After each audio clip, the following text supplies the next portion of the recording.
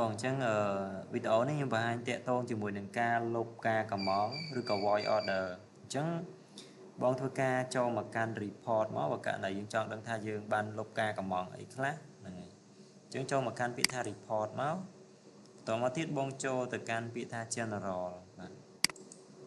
បន្តមកទៀតបងអូនមកខាងក្រោមនឹងឃើញពាក្យថា void order ឬក៏លុបការកម្មងនឹងឯងអញ្ចឹងបងធ្វើការចុចមកកាន់ពាក្យហ្នឹងមកបាទហើយយើងចង់មើលនៅថ្ងៃណាអានេះបងអាច select ថ្ងៃដែលបងចង់មើលបានពីថ្ងៃណាដល់ថ្ងៃណាអញ្ចឹងទៅអញ្ចឹងករណីនេះឧទាហរណ៍ខ្ញុំចង់មើលថ្ងៃហ្នឹងខ្ញុំលុបការកម្មងអីខ្លះខ្ញុំ select យក today មកដល់ today មកហើយខ្ញុំធ្វើការចុច filter មកនេះហើយបងចុច expand មួយមកដើម្បីបង្ហាញថាក្នុងលេខ order មួយនេះខ្ញុំធ្វើការលុបទៅលើ item ណាខ្លះអញ្ចឹងនៅក្នុង order មួយហ្នឹងខ្ញុំលុបទៅកាន់item 3មានទឹកផ្លែឈើបាយឆាបបរមាន់អីចឹងទៅ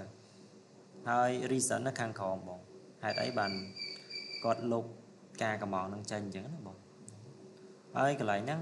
អាចឲ្យបង filter ជា PDF ឬក៏ Excel បាននេះជា PDF ហើយមួយទៀតជា Excel បាទបានដូចគ្នាអញ្ចឹងវីដេអូហ្នឹងមានតែប៉ុណ្ណឹងបងអរគុណបង